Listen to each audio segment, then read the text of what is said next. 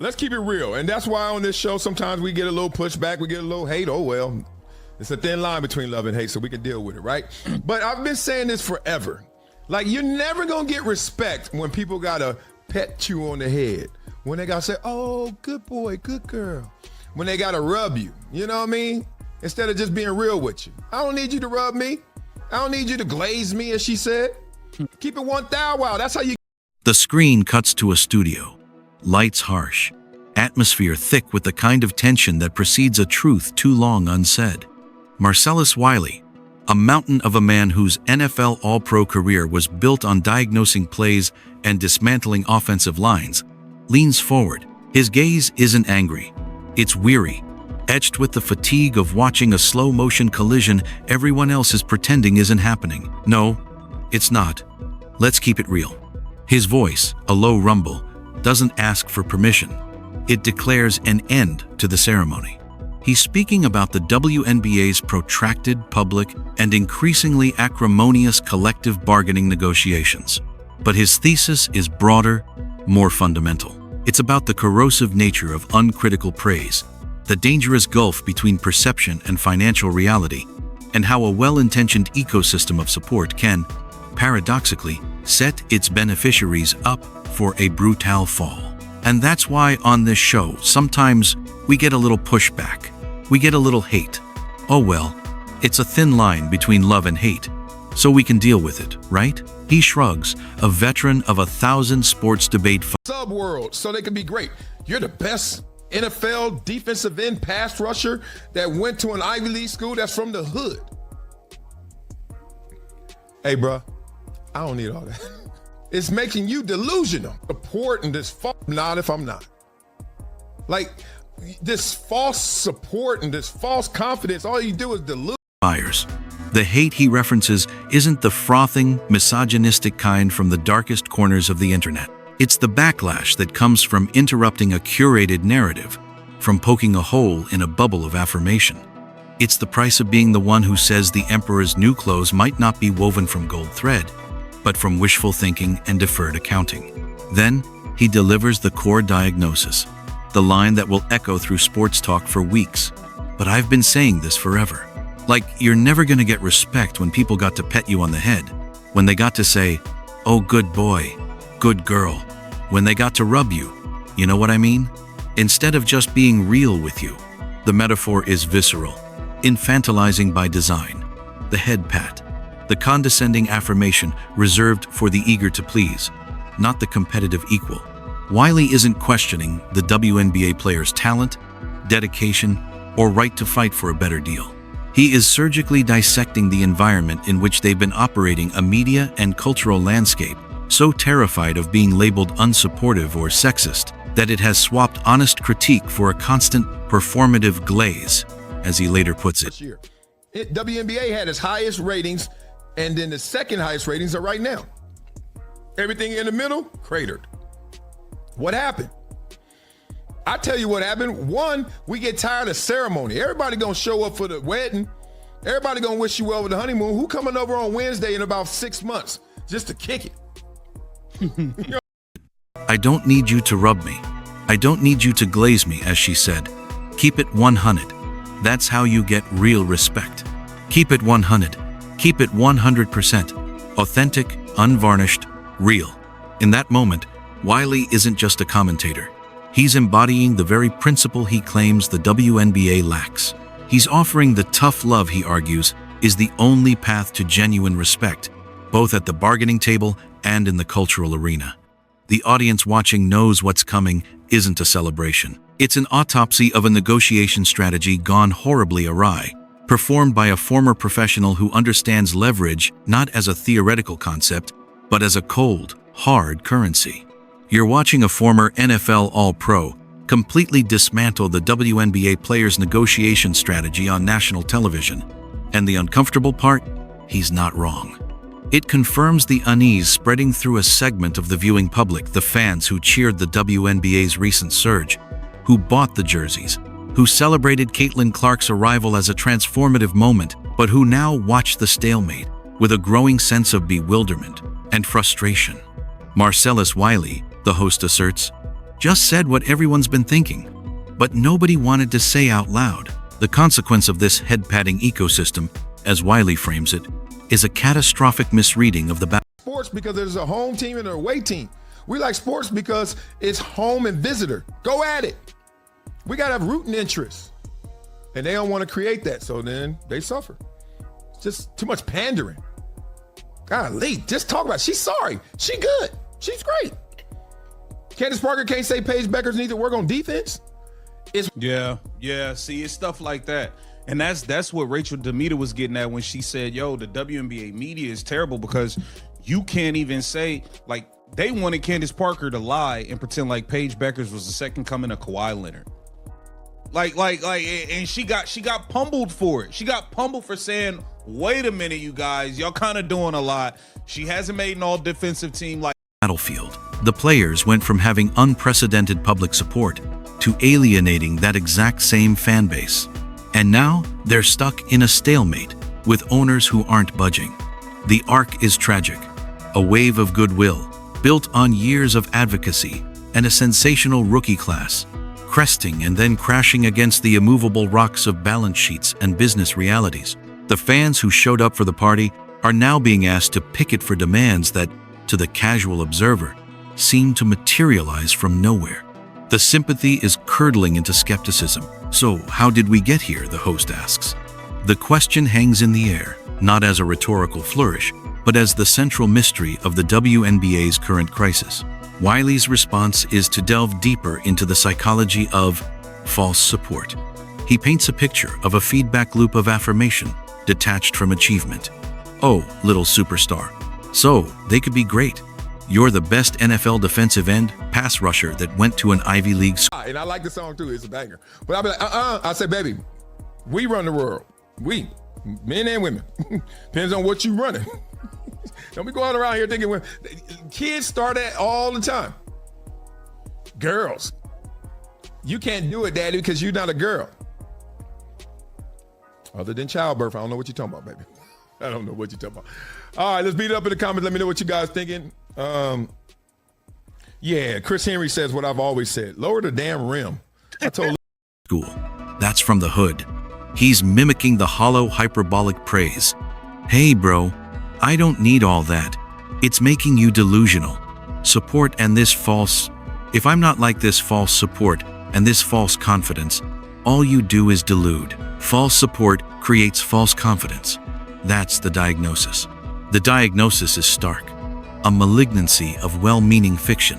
When every player is iconic, every game is historic, and every modest rating increase is revolutionary, the baseline for normalcy distorts. Players, human after all, begin to internalize the hype.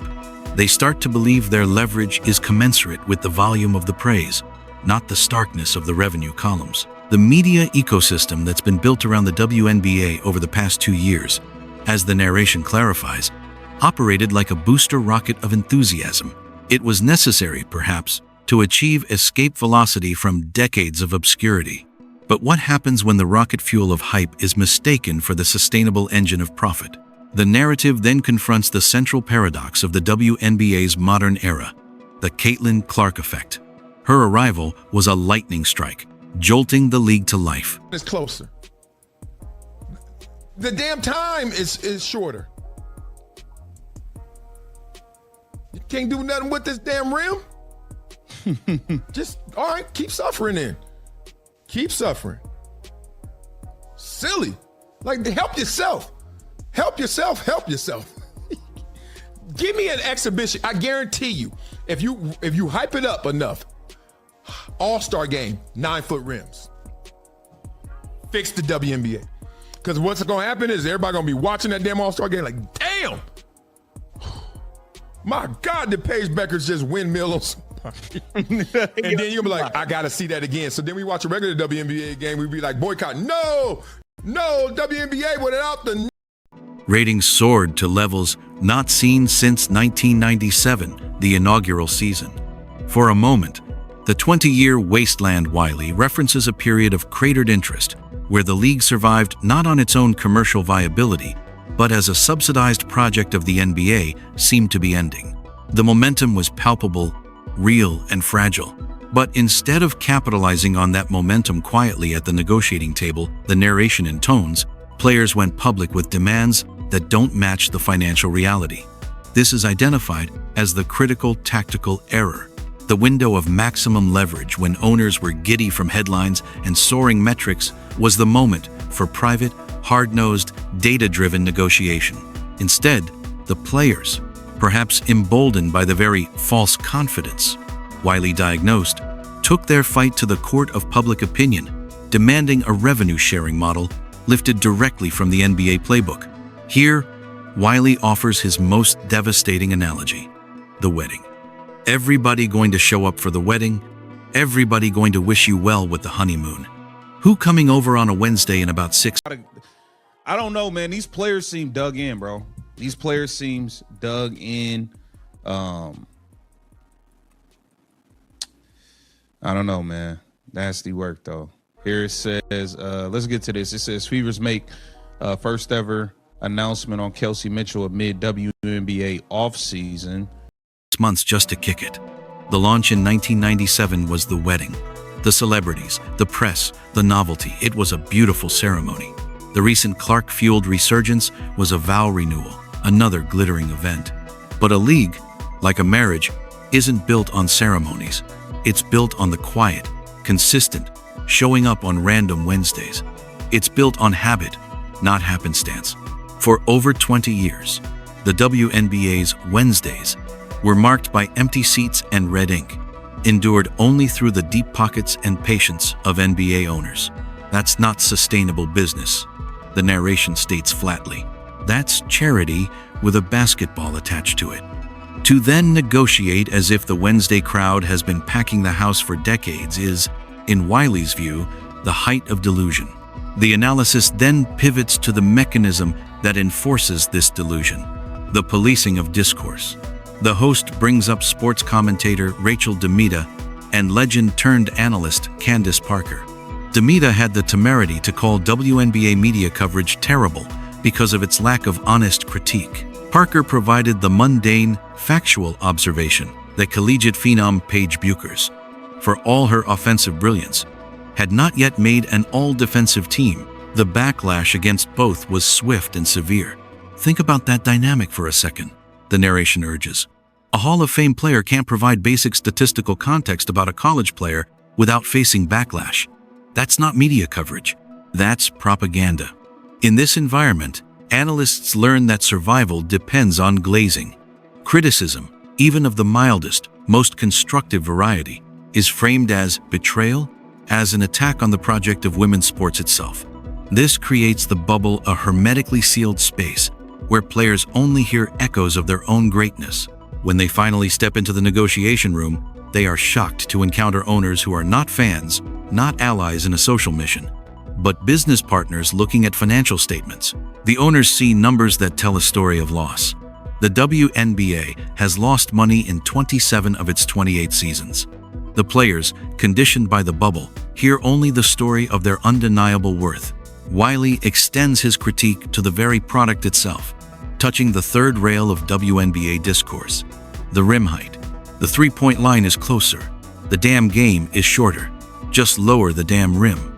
He frames it not as a diminishment, but as a pragmatic adjustment to maximize entertainment, akin to the already existing changes: smaller ball, closer line. He's advocating for product enhancement, for giving the athletes a canvas to showcase explosive athleticism that the current 10-foot standard often mutes. His hypothetical of a 9-foot rim all-star game is a marketing masterstroke. Imagine Paige Bueckers windmilling in transition. That would be appointment television. But his point is larger than dunks. It's about the stifling of innovation in the name of a rigid, often performative, concept of respect. The conversation about product optimization is shut down before it can begin, labeled as disrespect. This, Wiley argues, is symptomatic of the league's broader problem: an obsession with identity politics versus excellence. The NFL and NBA, he notes, succeed because they sell an excellent, compelling product first. Identity and representation are happy byproducts, not the primary sales pitch. The WNBA, still fighting for a foothold, has often reversed the formula, asking audiences to support because of the identity, sometimes in lieu of a product that matches the hyperbole of its coverage. The narration circles back to the stalemate. The players seem dug in, Wiley observes, a note of resignation in his voice. They have framed their demands as a moral imperative, a rectification of historical injustice. This is a powerful rhetorical tool, but a dangerous negotiating one. It turns compromise into capitulation and business counteroffers into personal insults. The owners, meanwhile, hold the ultimate leverage, the walked away from option. For players, the alternative to a WNBA deal is often a lower-paying, more grueling overseas schedule. For owners, the alternative is shutting down a venture that has, for most of its life, been a cost center. That's not equal leverage. That's not even close. The tragedy, as the piece outlines, is the squandering of a real, if fleeting, opportunity. The 2024 season, with Clark Mania at its fever pitch, was a moment of authentic power. Had the Players Association negotiated with stealthy, data-driven aggression behind closed doors, they might have secured landmark gains. Instead, by going public, by framing the ask in the loftiest possible terms, they gave owners time. Time for the fever to break. Time to see if Clark's drawing power would sustain, or if it was a one-year phenomenon. Time to remember the 20 years of Wednesdays that came before. Now, in the off-season, the leverage has dissipated. The buzz is a memory. The owner's urgency has cooled. The players are dug in behind public positions from which retreat is portrayed as defeat. And the fans, the very people whose support was the players' greatest asset, are left in the middle, confused and increasingly alienated by a process that feels less about building a league and more about scoring ideological points. So, was Marcellus Wiley right? The host finally asks. The answer lies in the bleak landscape of the impasse itself. No deal. Stars scattered abroad. A dormant league. A frustrated fan base. This is not the scene of a negotiation won, or even a noble stand. It is the aftermath of a strategy that overestimated its hand, guided by a confidence built not on the granite of financial reality, but on the shifting sand of constant, uncritical praise. Marcellus Wiley didn't just critique a negotiation. He issued a warning about the perils of mistaking affection for respect, applause for power, and a supportive echo chamber for a foundation sturdy enough to build a future upon. In pleading for everyone to keep it 100, he argued that the truest form of respect for the players, for the game, for the fans, isn't found in a head pat, but in the clear-eyed, unflinching truth, no matter how uncomfortable it may be. The WNBA's current predicament stands as a stark testament to what happens when that truth goes unspoken for too long.